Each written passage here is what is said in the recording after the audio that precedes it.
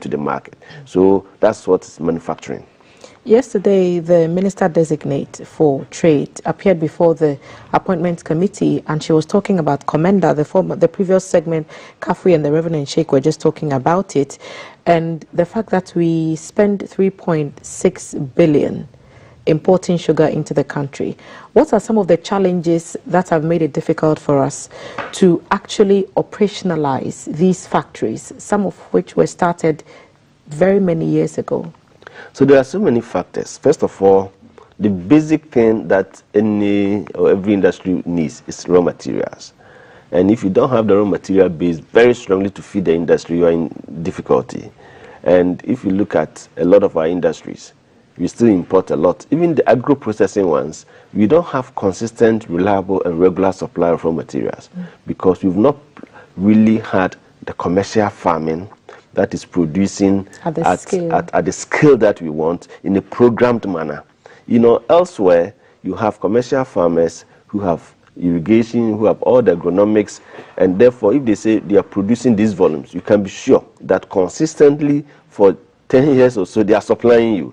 So if you are an industrial producer and you need these raw materials, you can be rest assured that the materials are coming in. In Ghana, our farming is still very peasant in nature, and therefore, it is at the mercies of the weather. If the weather goes bad, they can't produce much. And then also, we don't have constant regular arrangement with producers.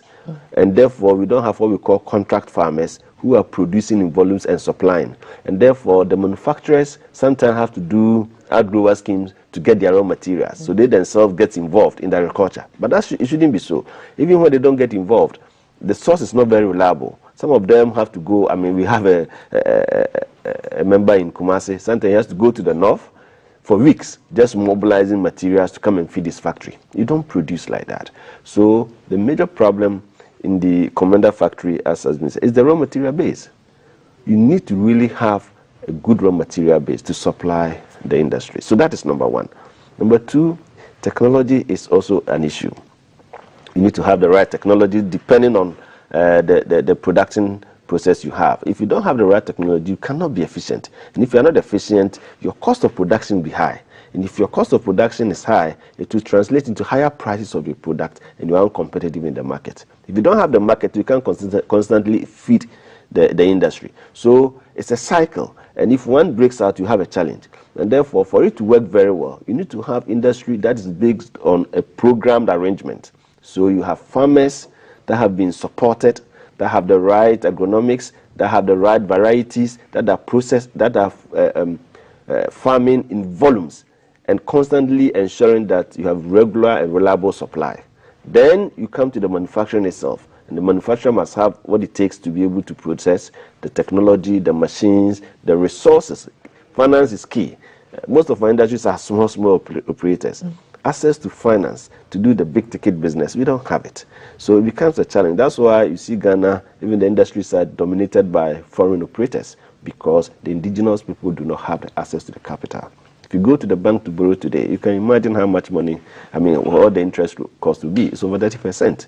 You cannot use a loan of over 30% to do big ticket business, to expand, to buy machinery. When you buy the machines and we are going to install, if you are building a factory, you need a moratorium of not less than 6 months to 1 year. And which bank will give you a loan and say, wait till 1 year before you start paying? So it becomes a problem. And therefore, if you really want to support the industrial sector, you're asking of what is causing the low productivity level. And these are some of the factors. So the raw material base is key. The dynamics of technology is important. Access to finance to do it. And then, apart from cost of capital and access to capital, you also look at the electricity situation. You need to have reliable supply of energy at a very competitive price. Today, in China, they are doing about 4 cents per kilowatt hour. Even Ethiopia here, they're doing 5 cents or so per kilowatt hour. In China, sometimes they even reduce it for special tariffs for industries. In Ghana, we are doing over 10 to 12 cents per kilowatt hour. So you are not competitive from the tariff side. And if you look at some of the industries that are high energy consuming industries, like the steel industry, about 30% of your cost of production could be from energy. So in such a situation, the slightest change in the tariff level affects you badly. So if the tariff levels are high, you are uncompetitive from the word go. I mean, if you are melting these melters into, a different form and process further, it consumes a lot of energy. So you need to have very reliable source of energy. You can't have your production process going on and suddenly light goes off, and then the product coagulates in the machine. It destroys the machines, you lose all the materials, and so on and so forth. So we need to have the factors that contributes to successful operation of industries iron out properly, and then you can have the kind of industrial development you want. So that's like a journey of 1,000, even 10,000 miles that you've just talked us through. What would the first steps be for this government? If you had to mention 3 things, priority areas that they should do right now, what would they be? I think the most important of all is getting the macroeconomic environment right. That entails quite a lot, but you see, you need to have a predictable environment. And you see a lot of the things that I've said connecting to this. If you don't have a macroeconomic environment that is predictable, you have a challenge planning. You cannot have the kind of expansion you want to do because you need investment. If investors are coming in, they are looking at your CD dynamics. If I bring in this amount of money, in 5 years' time, what will I take home? In 10 years' time, what will be the return on the investment I've made? So the macroeconomic setting is very important. And in this respect, we are talking of inflation being within reasonable range. What's reasonable? Oh, well, you see, it's not so much the amount of inflation, but it is the predictability. Of course, inflation shouldn't be overly high, like 50%, 60%. 30%, it's too high. If you get inflation within single digits and it's consistent, some amount of inflation is important. You can't say that because prices will definitely go up. Even in the developed nations, recently we've seen what is happening in the US, in Europe and all that. So some amount, but if you get it within single digits, it's reasonable. And if you get that consistently and people can plan with it, that is very good. You need to have your exchange rate also within reasonable range. Again, exchange rate doesn't have to be so fixed because we are in the liberalized economic system. So you can't say that the CD to dollar should be this consistently for a long time. But if you have it within reasonable range and you know that the exchange rate will be, if it is 10 CDs to the dollar, okay, and it's so for 5 years, or even if it will increase about 1%, 2%, then you can plan with it. So that's very important. So, and then the issue of taxes comes in. But first, the macroeconomic issues have to be really clear, and because you see, the individual industry do not have control over the macroeconomic environment. They only have control over their business. For their business, setting up the factory, bringing the raw materials, hiring people, the governance system, everything's on them. They are supposed to do it. If you don't do it, you're out of competition. But there are factors that are external to their control. And that is the macro issues that I'm talking about. So you need to have it right. Now, and you said it's 1,000 miles. Yes, you have to start from somewhere. So if you get the macroeconomic environment fixed, that is number 1. Number 2 is the fact that we need to really work towards developing a raw material base. And we don't need to do every product. We can't have the capacity to produce every product in a very efficient manner that makes us competitive. But we can pick a few that we know that the value chain is long. Which ones do you think? Basic raw materials like maize. It sounds so basic, but I'm telling you, it's such a critical ingredient in a lot of things we do. The pottery industry. What will make the pottery industry grow in Ghana? And you know the volumes of chicken we import into this country every year. So if you get the maize right, and here we are not talking of the kind of maize that is being produced by our peasant farmers in volumes at a very competitive price. The sorghum, the soya, those products that you mix to make a feed. When you do that, the feed costs become cheap. And if it's cheaper, then your pottery industry becomes very competitive. Then you stop the importation, you create the market, and if you can even go to the front of exporting. So, and I'm mentioning maize, I'm mentioning even cassava. We talk a lot about it if you produce it in volumes, but the varieties are important. There's a whole lot of agronomics that goes into this. That's why we have the CSIRs, which are supposed to be doing the research and know the kind of varieties will grow. The cassava we eat is different from the cassava that is processed for starch.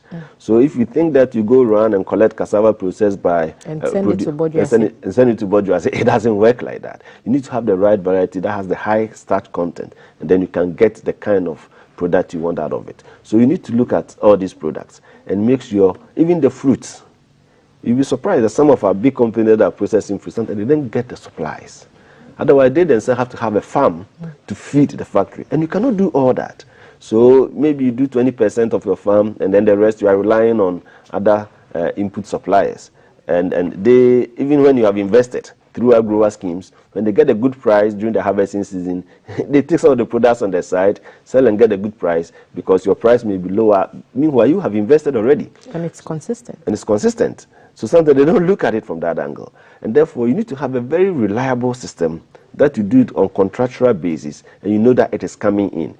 So I've spoken a lot about the raw material base, but it's critical because we pride ourselves as being an agrarian economy, and yet we don't produce that much volume. Sometimes when you are driving on the road and you see a pile of oranges somewhere, you say, oh, Ghana, look at all these waste that is going on. But I can tell you, if you get a heap of oranges of this room, you put a machine here, within a few hours it will process all. So the volumes you need is not the kind of small volumes we see on the roadside. That's why you need proper arrangement that is supplying you in volumes. Countries that have developed in these areas, the kind of farming they do, that's what they're doing here. So we need to look at the raw material base. And it's not just the agricultural products, some other products as well. Now, the thing is, when you're talking manufacturing, if you really want manufacturing to contribute to job creation and value addition and contribute a lot more to your GDP, you need to develop the raw material base such that the level of value addition or the extent of value addition is very high. Manufacturing goes at different levels. Of course, today nobody does the entire manufacturing. When it comes to cars, for example, people produce parts and others assemble. We produce a particular part. But the thing is that the extent to which you add value shows, so if it is 50% value addition, it is good. If it's 60, it's even better. If it's 70 and 80, very good. But if you do 10%, all you do is just packaging. You bring the materials almost at a finished stage and you package. The value addition is very little. And therefore, you may say you are manufacturing, but you are not adding much. And you don't need too many people to employ at that level. But where you are taking the goods from the farms, cleaning, processing, and then packaging, then you know that every step, every stage of the chain, you have a lot more people employed. And that's where you make a lot more contribution. Remember that all these people who are employed, they are also contributing taxes. And you are getting so many other values. And therefore, if you want to support manufacturing, then let's look at deepening the raw material base. And a lot of our basic raw material we process, we export in raw form. You know, so it's a big challenge. So that is one area that we need to look at. And then we can talk about other factors like access to finance and cost of capital. I mentioned all that, and then the electricity issues and all. Okay, so I asked you to give me 3 top areas. So we've talked about the macro and getting those right. You've talked about raw materials. What's the third area? So the third area that I would really seriously talk about is access and cost of capital. Here, you see, if it is buy and sell, and that is why you see a lot of Ghanaians trading. Sometimes they are into manufacturing, they have a challenge, and then they become traders. But normally it works the other way around. People start with trading, create a market base. Once they have the market, then they want to produce to supply the market. And a lot of companies that have done very well in the past, they start like that. So trading, there's nothing wrong with it. Indeed, traders are a key part of manufacturing because the chain ends when the goods have gotten to the final consumer. And therefore, trading is good. But beyond the trading, you must manufacture. Okay? And access to capital is a critical part of it. The kind of financing arrangement we have in Ghana, it's not the financing that supports industrial development. Give us examples using some of your members, your member industry. Yes, so if you want to set up a big industry, or you want to expand, or you even want to have another factory in another region, you need a certain amount of capital to do so. you need what we call a long-term capital, medium to long-term capital. So if it is $5 million you need, by the time you put up the factory, you bring the machines, whether you are procuring locally or importing, you ship the machine in, you install, you try, test, and then you go into actual production. It would have taken months to a year. And therefore, if the capital you get from the banks is 6 months and you have to pay back, you cannot do that. So you need medium to long-term capital. So it's a special kind of financing. Secondly, the cost of it must be reasonably cheap. It cannot be too high. You cannot do 30%, 25%, even 20% to do long-term investment. The sad thing is that because of the challenges we have, some of the companies are actually taking short-term finance to do long-term investment, and that's very dangerous. And that's why most of them are in debt. If you talk to the Ghana Stock Exchange, which is supposed to be a major source of raising capital for industries for long term, they will tell you part of the reason why the alternative stock market, for example, hasn't worked as well is because a lot of the enterprises have had difficulty entering, and they are not entering because their debt levels are high. So you are virtually working for the banks. So that is one area that is a major challenge. So medium to long-term capital, access to it, and then the cost of it. So I'll say these three are very important. Of course, there are several other factors. I'm surprised you haven't mentioned taxes. I'll come to that. You see, the taxes bit, it is very important, but it depends on how you manage it. Tax can be used as an incentive to support local industries. And if you manage it very well, it can be a big boost to local industrialization. But those are factors that is under government policy and government control. And that's why we're always dialoguing with government on these taxes. Today, taxes are very high. If you look at the tax structure, it does not favor manufacturing that much. And those are the issues that we think that if government looks at it, it will help a great deal. Which parts are unfavorable? So currently we have what we call the VAT system. We have the standard VAT, and then we have what we call the street levy. Now, what government did was that they were trying to increase the VAT. And in trying to increase it, they actually took part as a straight levy. What it means is that, the VAT system works such that it's an input tax. The incidence of the tax is not on you, the consumer. It's not on you, the producer, it's on the consumer. So you're actually collecting it on behalf of government. So if you say my input tax is 15%, I must be able to collect it from the consumer when I sell my products. But then we have a situation where there are other taxes that government has added as a VAT. So it's 15% plus 6%. The 6% you cannot recover. And then there is a tax on tax elements. So when you compute the tax, you compute the first 6%, and then you add the 15%. So there's element of the 6% that has come into the 15 and makes it even higher. So 15 plus 6 is what? 21. So instead of 21%, it's 21.9%. So when you have that kind of structure, it does not help at all. Then there are also other aspects of tax that we think that can be reviewed, and it's also inimical to, we used to have what we call the flat rate system, where in the case of the importers, it's easy for them because a small percentage you add.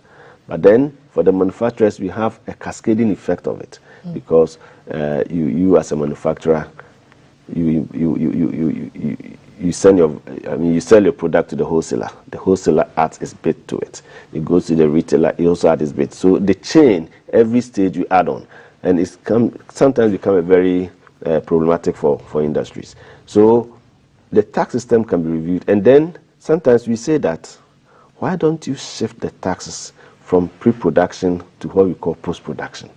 What does that The mean? difference is that before I produce, as much as possible, relieve me of the taxes I have to pay. Let me do the payment after I have produced and even made my surplus. That's why corporate tax, for example, is more manageable, because it's human profit.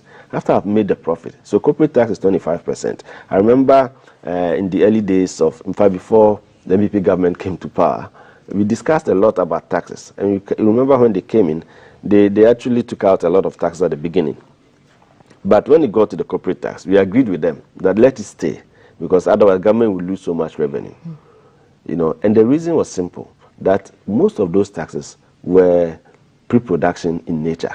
But the corporate tax is after I've made my profit. And I'll give you a practical example to illustrate this. We look at the textile industry, and we noticed a big challenge there. You know, the textile industry was one of the industries that was doing very well in the past, employing over 25 to 30,000 people. Today it employs much less, maybe just about 3,000 people. And one of the major problems they have is that their products are copied. When you spend all your energy, your effort, your money to design, within weeks somebody goes to China or somewhere, pirates it, and bring similar products. The consumer is unable to differentiate between the two. And because these products... Or sometimes they are able, but then they choose a cheaper alternative. They choose a cheaper alternative. And why is it a cheaper alternative? Part of the reason is that because most of these products are smuggled, they don't pay the right duties. They don't pay the right VAT. And therefore, they enter the market at a much cheaper cost. Of course, they have their own challenges as to whom they bribe around and all that. But whatever, they're able to enter the market with it. Now, once they enter the market, you can't compete with them. So we told government, why don't you do something about it? So a task force was established, go around the market and pick products that are foreign in nature and are copying these designs and confiscate it and ban it. It wasn't working because you go, the emotional nature of people, the poor market woman sitting in the market say, I have no idea where it came from. For me, I'm just buying and selling. Yeah. How can you take it from me and go and destroy it? Stop it from the borders. So stop it from the borders. But it's not that simple either. So we tried to introduce a small tax mechanism to help this. And what we told government is that instead of this, relieve the local manufacturers of the VAT that they have to pay. You know, VAT is a sales that everybody has to pay. But relieve the local manufacturers so that they can at least be at par with those who are smuggling and not paying the VAT. And today, VAT is 21.9%, very high. So if you have it on your products and another doesn't have it, there's a big price difference. So, and government accepted this proposal. So what we did was that's what we call the zero VAT on textiles. Mm-hmm. So you produce locally and you don't pay VAT on the textiles products. Now, when we monitored it for about 2 years, something striking happened. We noticed that before this, these companies were making losses to the extent that you don't even pay corporate tax. Corporate tax is on profit. So one of the major ones, when we monitored it, we realized that the following 2 years or so, they started making profits because they were able to compete with the imported ones. And the profit they made, they paid a corporate tax on it. And the corporate tax they paid was higher than the VAT they would have paid. So in the end, government has gained. But what you have done is that you have sustained jobs, you have sustained business, you have sustained industry. And therefore, you have shifted the tax from the pre-production stage, where the companies wouldn't have to use its hard-earned capital to post-production, which is after profit. So for industries, you need all these dynamics. You still pay some percentage of duty on raw materials. That can be taken away. Today, when we talk about exemptions, it's a whole talk, and people are so negative about it. But it's probably because the way we manage it. But I can tell you, if I'm bringing a machine to come and process for manufacturing and sell the products, why should I pay duty on the machine? I'm not selling it. And therefore, there's an entitlement, it's part of the incentive for attracting investment. And we say for machines that is for production, you don't have to pay a duty on it. That's the kind of exemption we've been talking about. Those exemptions, they are very important. But when you apply, it takes forever. Because there's a whole lot of talk about exemptions. So we need to look at some of these as a way of incentivizing industries to operate. But is the Ghanaian businessman up to par? And I'm asking for a comparison between us and other countries, even if it's within Africa, with international standards. And are we there yet on the technology? Well, you are mentioning so many things. You are talking, one, technology. Mm-hmm. You are talking two, standards. The standards, and three, we are talking about the governance of the human being being up to par with So all these are very important. But the question is, Ghanaian businessman is not different from businessman elsewhere or other countries. I think the Ghanaian businessman, we have astute business people here who have succeeded, not just in Ghana, but have gone abroad and succeeded. Some have established business in other countries and they have succeeded. So this is not to take away the fact that some businesses have a lot to learn. There's no doubt about it. And you know how entrepreneurship is developed in the country. Sometimes we start as apprentices in a place, then you learn small, then you go and do your own small thing, then you want to grow with it. So that is there. That's a natural growth. But there are people who have also studied, who are well educated. Some of the MDs have university degrees. They are engineers who have gone into production. I can give you several examples. And you could see the difference that when you are knowledgeable about your field and you have the entrepreneurial acumen, you really can do well. And there are so many of them in Ghana. If the conditions in Ghana are suitable and conducive, definitely they will do well. In terms of standards, standards is by law, and it's also by the market. What you produce, even if the law allows you to produce, with the market ticket. So you have two key requirements to fulfill. And if you're unable to fulfill it, you are not in business, because the law will prevent you from entering the market with your product because you are not fulfilling certain requirements.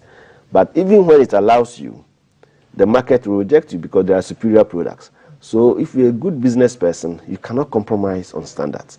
And it is so everywhere in the world. And I don't think it is different from Ghanaians. We just have to be sure that when it comes to competition, you work hard to achieve competitive edge over others. Then you stay in business. We've heard the term over and over again: industrialization, domestication. We need to grow what we eat what we grow. And you've talked about how crucial a raw material source base is to feed industry.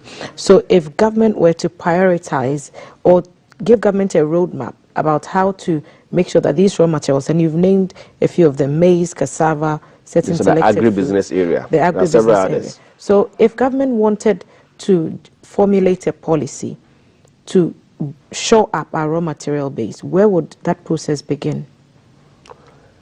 Well, so the agribusiness one, I've mentioned it. It starts, in that case, it starts with the land acquisition. Part of the reason why we don't have big commercial agriculture is that access to land is a major problem. It's bigger than sometimes we sit in a room and we are talking about it. It is huge because you need sometimes thousands of acres or hectares to be able to do big commercial farming. And getting that tract of land in a particular zone or geographical area is not that easy. Will state farms work in that regard? Yes, it doesn't have to be state farms, but the state can help in acquisition of the land for private sector. I don't believe so much in state control system because Nkrumah tried it and it didn't work that well. In some instances, if you can have efficient management, that would have been the best. In China, a lot of the companies are owned by the state, but it is managed like a private sector management. In Ghana, that experience has not been the best because of various reasons. So government's intervention in the acquisition of large tract of land is very important. And I know what MIDA is trying to do, and it's exactly similar thinking, where they can help you acquire a big tract of land, even help you irrigate it, and then you can then produce whatever products, but some specific defined products, and then employ the youth and all that. That arrangement is important. But that is regarding the agricultural side. But there are other areas. If you take the aluminium chain, we're talking of bauxite. Today, when we produce the bauxite, we export in raw form. Then it comes back in a bit of a processed form, and then Vacuum processes it into alumina. Then we get alumina, Vacuum processes it, and then when Aluex was working, Aluex then produces it into sheets, and it's the sheets that the ancillary small businesses take it to do the roofing sheets and the cooking utensils and all that. That whole chain is massive. So if government wants to intervene at the raw material stage, you have to get it right. Produce at the lowest possible cost, okay? And then make sure that the other chains are working. Now, the previous government established the the aluminium or bauxite board to look at all these. And the reason was that let's get it right. Let's get the production done. Let's get the refinery of the bauxite here, and then process it into other forms. And then the other ancillary industries would then take it. But then if you miss one in the chain, that's why VACO was resuscitated. And VACO is a key part of the whole chain. Unfortunately, we've allowed our lowest to collapse. So another chain is gone. So today, most of the small enterprises that are producing, not really small, reasonably big, are producing roofing sheets and the rest. They're importing the raw materials. When you have the bauxite here, and it goes in different forms, you go to them, they will go and buy the raw material base from them. It's not good enough. So we have to look at all these other products. If you take leather, if you take textiles, in the same way, we have to grow the cotton and make sure the chain works. And cotton can be a whole big thing. So there are different products we can pick. So if you're asking me how government should approach it, we really need to look at the raw material base of all these products that I'm mentioning, and then make sure that there are off-takers, guarantee off-takers, who can guarantee the market that if you produce, I'll pick it. Based on their capacity, you can have the volumes. And then they also know that when they get the raw materials at this cost, they can process at this price, and they can be competitive in the market. In that case, you will not only protect your local market, you can also export and be competitive.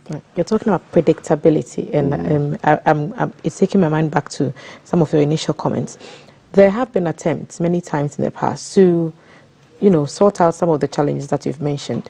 Some may have worked, some haven't. If you had to pick some of the previous administration's policies, programs, initiatives that worked for AGI to the government in power now to say, sustain this because it worked for us, and tweak it in this and that way so that it works even better, which ones would those be? One district, one factory, one, all that? Yeah, I think there were a number of programs that the previous government initiated, and some of them laudable, and maybe implementation, we may not have gotten it to the level that we expected. But in terms of concept, they were not bad at all. If you take one district, one factory, and here we argue that it doesn't have to be every district that should have a factory, even though that's how the concept was. Your colleague from GNCCI said the same thing, that we don't need necessarily. Yeah, you don't necessarily need to do that. And it also doesn't have to be one factory, one district. It could be multiples of factories in a district, depending on what the district produces. You get it. The essence of this is that you are looking at industrialization. You want to have as many factories as possible. And you want to have the factories closer to the raw material source. And then you want to have every district or every region that produces a particular raw material to have an industry that processes it without transporting it and then taking all the opportunities there to a central point in the city. So that is the essence of it. And for me, as far as that is concerned, it's a brilliant concept. So we have to work towards it. So something like this can be sustained. So here, you look at specific industries. You look at specific products or raw materials we produce and the regions that produces it, and make sure that you have a factory that is close by. And it makes economic sense, because if you don't transport in bulk, in volumes, okay, and the cost is cheaper, then it makes it feasible for them to produce at a competitive price. Bear in mind that we are not just talking about just getting the factory in the district, but making sure that the raw material base, as I've said, is properly connected, and then you are doing the volume. So something like that is good. Another thing that I thought was also very good, brilliant, was the establishment of the DBG, because I'm connecting all this to the challenges that we've spoken about. The Development Bank Ghana has a major role to play. Why is it so? Because we've talked about industrialization and access to funding. The kind of funding, commercial funding we have is not good enough. That's needed. And the investment you need is huge. So government then established the DBG. In fact, AG at some point, we were even trying to establish our own bank when we were having problems with access to finance. And we made the effort. But at some point, we didn't have the resources to do it the way we wanted. And then the regulation also changed. Minimum capital was raised and all that. So we actually pushed for the establishment of, a kind of funding industry bank that is supporting industry. We used to have one. National Investment Bank, Agriculture Development, but they are all very developmental in nature. But their capital base to do that developmental angle has been very weak. So we said, can we have an institution that can address it? That's why the DBG came. Is the DBG adequately resourced? I wouldn't say yes. Government-owned resources in there may not be that big. So something like that, we should continue with it and make sure we provide adequate support for it. Right. Another thing is the export angle to things. The Ghana Export Authority has developed what they call the NEST, the National Export Development Strategy. Beautiful document, identified products that can be supported, produced, processed, and exported. Can we pick that document and make sure that all the products that have been identified, scientifically identified, we can support those products to be produced and exported? All the strategies that is around it, can we look at it and do it well? So there are a lot of good points that we have to look at and make sure it's sustained. Right. I'll give you a last opportunity. The Minister for Finance has gone through vetting and has been approved. The Trade Minister Designate has also gone through vetting. The President has charged them to do what Ghanaians want, because Ghanaians have shown that they will vote a certain way if you act a certain way. So speak to that government appointee in charge of industry and tell him what you want in 2 minutes. What does AGI want? So what AGI wants, first, dialogue, because we know that it takes a lot of effort to really understand the ecosystem of industry. So we want to engage, we want to bring our perspectives and our experiences and our network to bear, so that it helps to guide the industry minister to function very well. So that is number one. Number two, we've mentioned a lot of the challenges, and we think that collaboration between the various government institutions is key in achieving some of these results. And I can give you one or two quick examples. I know we don't have much time. One challenge that industries have, and sometimes you'll be surprised that we don't need so much money to resolve some of our problems. It is just putting our minds to it and making sure we make it works. And the problem is that there's influx of products that are entering our market unfairly. Some of them, we don't know how they're able to enter the market and sell at those prices. Some of the products are traded as international products. So they are international commodity products. So you can easily find the prices. So you can bring those raw materials in, add value, and do all the things, and then produce below a certain cost price. Some products come in and they are ridiculously low. And we wonder why it is so. Clearly, they may have managed to dodge the taxes. They may not have paid the right duties and the VAT and all that. They're able to enter the market, and the products are being sold cheaply, so you can't compete with you. And there are several products of that nature. So if that alone can be ring-fenced and say, I'm working with DRA, I'm working with the ports, I'm working with AGI to identify these products that our members have challenges with. I can give you several examples, okay, and police it. That alone doesn't require any money. You can make a big boost to industry. Mr. Seth Chuma Kwapa, thank you for sitting with us this morning. CEO of the Association of Ghana Industries, urging dialogue and collaboration as the AGI expects the new government to proffer the solutions that they talked about on the campaign trail, and key for him, boosting that raw material base to feed the industries where they are most needed. Thank you for being a part of our program this morning, and thank you for watching us this morning. We'll take a break. When we return, there's a light breakfast waiting for you to be served by Valerie. We'll be back.